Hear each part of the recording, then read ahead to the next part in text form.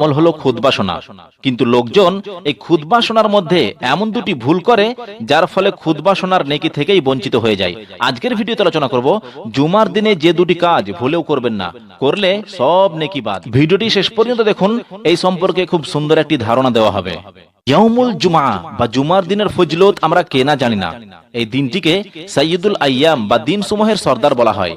কোন কোন হাদিসে এই দিনটিকে ঈদুল আজহা ও ঈদুল ফিতরের থেকেও উত্তম বলা হয়েছে। যাই হোক, কিন্তু কেন এই দিনটি এত গুরুত্বপূর্ণ? কারণ 6 দিনে পৃথিবী সৃষ্টির শেষ দিন ছিল শুক্রবার। আদম আলাইহিস সালামকে সৃষ্টি করা হয়েছিল শুক্রবার, তাকে জান্নাতে রাখা হয়েছিল শুক্রবার, তাকে জান্নাত থেকে বের করা হয়েছিল শুক্রবার, কিয়ামত সংঘটিত হবে শুক্রবার।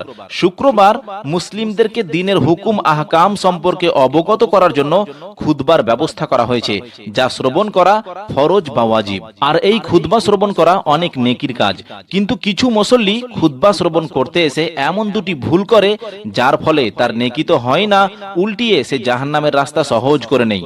এই ভুল দুটির মধ্যে একটি হলো খুতবা চলাকালীন কথা বলা।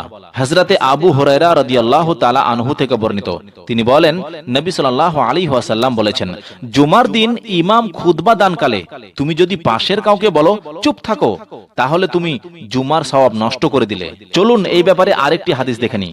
আবু দারদা রাদিয়াল্লাহু তাআলা আনহু বলেন, নবী সাল্লাল্লাহু আলাইহি ওয়াসাল্লাম মেম্বারে উঠে মানুষের উদ্দেশ্যে খুতবা দিচ্ছিলেন। তিনি একটি আয়াত তেলাওয়াত করলেন, আর আমার পাশে বসেছিল উবাই ইবনে কাব। আমি তাকে বললাম, উবাই, এই আয়াতটি কখন নাজিল হয়েছে? তিনি আমার কথার কোনো সাড়াই দিলেন না। আমি এর পরেও তাকে জিজ্ঞেস করলাম, তারপরেও তিনি কোনো সাড়া দিলেন না।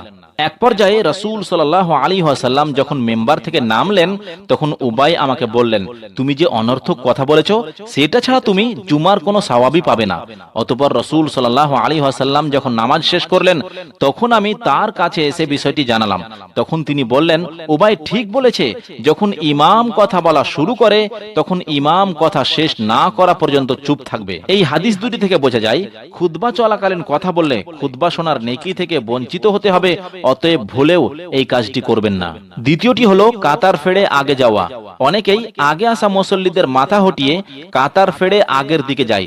এটিও বিশাল বড় একটি অপরাধ। হযরতে সাহাল বিন মুআজ রাদিয়াল্লাহু তাআলা আনহু থেকে বর্ণিত, রাসূল সাল্লাল্লাহু আলাইহি ওয়াসাল্লাম বলেছেন, যে ব্যক্তি জুমার দিনে মানুষের ঘাড় ফেড়ে সামনের দিকে অগ্রসর হলো, সে যেন নিজের জন্য জাহান্নামের রাস্তা প্রশস্ত করে নিল। সুতরাং যে কাজে জাহান্নামের রাস্তা প্রশস্ত হয়, সে কাজে নেকি হবে কিভাবে? অতএব জুমার দিনে খুতবা চলাকালীন এই দুটি কাজ থেকে আমাদের আবশ্যিকভাবে বেঁচে থাকতে হবে। আল্লাহ পাক আমাদেরকে রক্ষা করুন, হেফাজত করুন। আমিন।